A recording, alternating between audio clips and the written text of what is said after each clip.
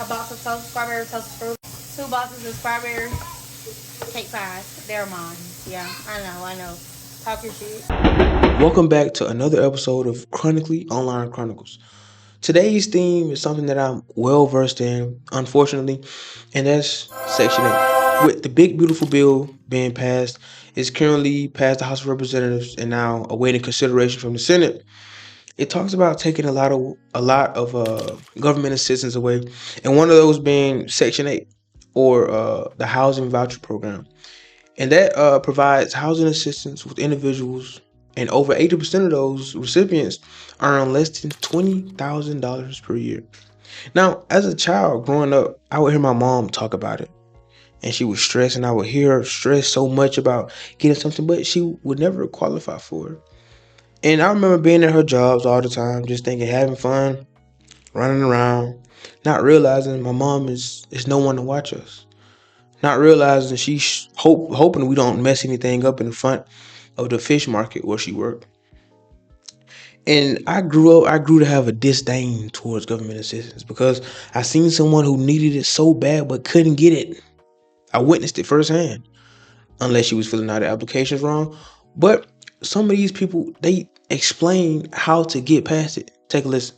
It's also for women who have a side hustle. You know what I'm saying? You do hair.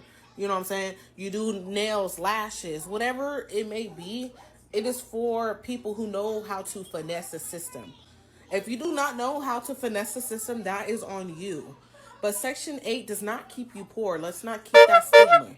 Let's not keep that stigma. You're being capped off at a certain point, and some people aren't even willing to take better paying jobs or just doing things to get themselves out of in a better position because of assistance, because they want $500, $600, $1,000 in food stamps that they're not gonna allocate properly throughout the month, and they're gonna sell 25% of it to see a profit and spend that on things not valuable that don't go back into the household. I sell my $3,000 food stamps for $2,500 a month. I rent out my Section 8 mobile home to my sister for $500, and I pocket the $500. Section 8 pays $800. Seeing these things, it made me grew. I felt disgust being in a grocery store with an EBT card, having a cart full of groceries, and thinking, what if the card declines? What if the food stamps in here? I hated that feeling in my gut. I hated being scared and having to depend on someone else for a handout. Or that's how my 10, 11, 12-year old self side. That's how my 5, 6, 7, 8-year old brain processed it. But as a man looking back now, I'm glad that I didn't speak up and offend my mom because she really needed it. But why are people so in an uproar now about it? When you have people who brag outwardly about scamming the government for Section 8 housing, for all of these things that they claim they don't need, and it keeps us down, but they want it. Now, 29% of recipients of Section 8 are single families, and over 43% of those people are single mothers. Growing up and seeing single mothers in the hood trying to sell stamps to each other, trying to give each other the insights on how to fill out a food stamp application form or do their Section 8 housing voucher properly, or having more kids and not working more to receive more. What's the trade-off? The trade-off for me was dignity.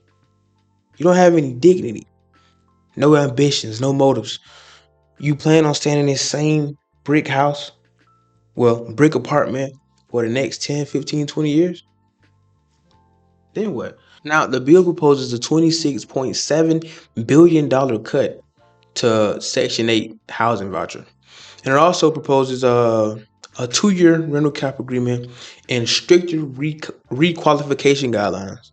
Now, for something that's $27 billion, you would think that the qualification guidelines would already be strict, being that it's so much money that's being pushed and helping people, right? You would think that. You would think that the qualifications would be more strict and tighter, but no. If you're person who owns real estate or some kind of housing properties, and you can guarantee rent, of course you're gonna take it. You're not gonna be strict and ask all the necessary questions to ensure that it's just the right person to rent to. So, my name's Kayla. That don't matter. That don't matter. Come sign this, baby girl. Oh, okay. When you see things like this, when people have no shame in the things they do, it's hard to feel sorry for these kind of people. Because the people who actually need it, I doubt that they're on social media making a mockery of the government. Now, as I was saying about shame, shame is great, but sometimes it's bad because being a former service member, I see veterans who are ashamed to ask for help from the VA. I see veterans who are ashamed because they have disabilities and lingering injuries and they're afraid to ask for the proper assistance and going through the proper channels. But shame on the other end with people who don't care. They're going to try to take as much as the pie as possible when it's enough to go around.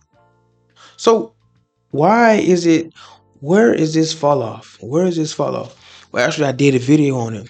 Click it. Shame is a lost art. Is lost. But shame can also be detrimental because too much pride can be your downfall. I'm all for helping, but it's just so many people who are abusing the system. And even if it's not a lot of people, who many people brag about abusing the system? It's like if you get away with a crime, right? Say you are able to finesse and scam the Federal Reserve out of, let's say, $1 million scam, cash,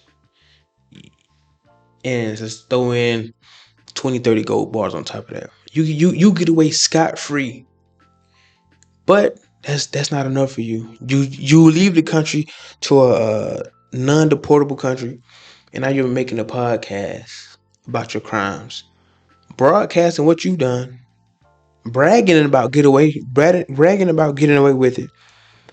And then to make things worse, you try to sell courses or just give out free information on how someone else can do it. And then you're surprised when you're picked up and booked and arrested for the crimes you committed. No, it's in the military. There are a lot of dumb rules, but every dumb rule starts from somewhere. So if it's something as crazy as no walking and talking on the phone, you have to think what idiot did something so bad that this gets enforced so heavily. We can't chew gum in uniform. What happened to make this so bad? And these instances compound over time. So the people who are bragging on TikTok about scamming and running up and getting $3,000 in food stamps and all these other crazy things, or even renting out your Section 8 apartment to someone else to make passive income, you can't be surprised. It's impossible to be surprised. And I'm only talking about the few who are abusing the system, not the ones who actually need it. That's a whole nother topic for a whole nother video. Stay tuned for that. Actually, subscribe in the meantime. From what I've gathered so far, is just stricter eligibility checks and more tighter mandates on the people who actually need it. Now, I'm interested to see because I know it's going to be a huge strain on hospitals and healthcare providers, especially with up to 14 million people becoming uninsured all at once.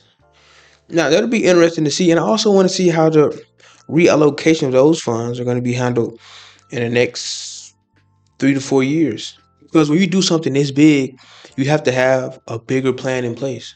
Now, hopefully the people who are going to be affected, they have plans. But if you know them, they've already started their next scam. Because I don't think America's just gonna have so many people just down and out. That's but then again, who knows? The bill saying that it aims to consolidate and eliminate federal assistance programs and give the power back to the states. Now I understand this from a lean perspective because if the federal government is over everything, this large umbrella, this large tree, the further out these branches stretch, the less legislation and eyes they can have to mandate exactly what's going on. So if you do give power, I mean not power, if you do give power back to the states, they have a say so, and it's more efficient because they're able to maneuver how they need to maneuver in order to better assist the people in each respective state. But then again, time will tell if it's a good thing or a bad thing. But I'll be here to let you know. Let me see. That's what hard work do. I mean, and that's what the 38 do. Now, some things are funny. Other things they're so disheartening to myself because I feel so deeply about it because it affected me personally, and the disdain I grew, and when I see other people laughing and making jokes about it, and it gets passed down. The first comment is, "Girl, my mom has it too," and she ends it with saying, "I'm 18 trying to get it now." You're 18 trying to get it. Now I don't know the full story. Maybe her mom has her a trust fund of $500,000+ and some stock options in in a Fortune 500 or Fortune 50 company. Who knows? I can only go off what I'm being shown. I didn't do any deep diving, and people are glorifying it. Why you mad at me? I was in foster care and I automatically get it. I don't think people care what you have. Same thing with disabilities for the veteran. It's only when you disclose it and brag about it, because people hate what they can't have. And the fact that you're bragging about having Section 8 passed down as if it's something to be braggadocious about, it's sad and it's a sickness. One more thing, for the people who say that the government tries to split up families, now being that major changes are being made and there's a major reform happening right now, we'll be able to see in the next 15, 20 years of the effects of what's happening. It'll be a chain reaction. So there won't be no excuses. Well, the government incentivizes single parenthood. The days of blaming the invisible hand or the man for your problems, time is up and the clock is ticking. Look at this dude. Wait till you see the. Dependent, waiting on the 1st, the 3rd, the 7th, and the 14th of each and every month. Waiting for 12 a.m. to hit. Waking up happy. That's the only time, but you're only happy 2 times out the month. Or 1 time. You're either happy 3 times max out the month. 3 times max, you're happy. That's when you get assistance from the government.